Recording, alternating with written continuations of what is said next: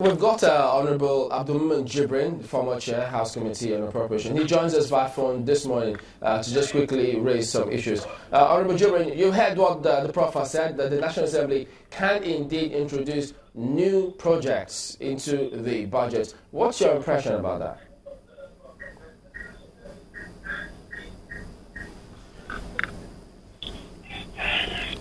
Honourable Jibrin, can you hear me? Yes, I can hear you. Yeah, could you go ahead and respond? Thank you so much, Jibrin. This is an impromptu call, but I'm actually moved to respond to this because I think what Prof is saying is completely misleading, and I'm sorry to use the choice of words. First of all, let me see. What is in contention is not that the National Assembly does not have the powers of appropriations. What is in contention is the limit of that power. Even while I was chair appropriation in the House, repeatedly I've said this. The National Assembly has the power to move funds. For instance, if you have $1 million in a project and they believe it should be 800,000, then they reduce it to 800,000.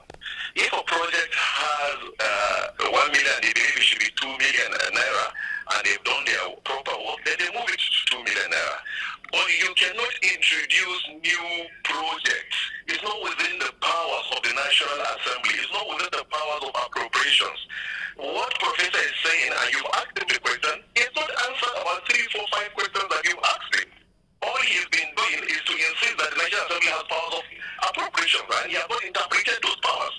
For instance, now, can a lawmaker just go and what is happening at the moment now? You just put in a new bridge in the budget, which costs about 5 billion, 6 billion to the country. No feasibility studies, no design, no nothing. Then you put a road, 100-kilometer road in a state, and no design, no nothing, and you call the powers of appropriations. No, the National Assembly does not have that power. And in itself, the Appropriation Act, yes, it's a law, but it's a law. It's a law to give instruction to spend. It's not a law to make budget. He needs to understand all that. He's a professor of law, but he also needs to be schooled in that act. So Appropriation Act in itself, the way he's interpreted it, it's not the way he's looking at it. It's not a law to make budget. It's a law to give power to the executive to spend. So essentially, it has to do with money, movement of money, not project. But over the years, the National Assembly has converted that power to projects.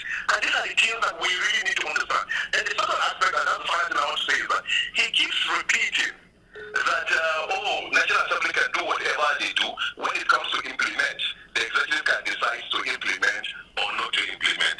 How about Professor? Prof, once you pass a law, it's a law. The executive must implement.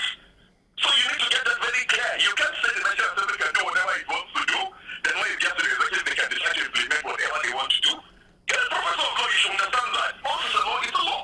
So there is no contention about. You should not be repeating the fact that who is saying National Assembly does not have power. Nobody is saying that. Anybody who is saying that won't understand what we're talking about. The fact is that we have the power to appropriate, but there's a limit to that power. And the extent of that power, it's fund, it's money, it's movement of money, not introduction of new projects. Thank you very much. All right, thank you too. There you have his response. Mark, I don't know if Prof would like to rebut that.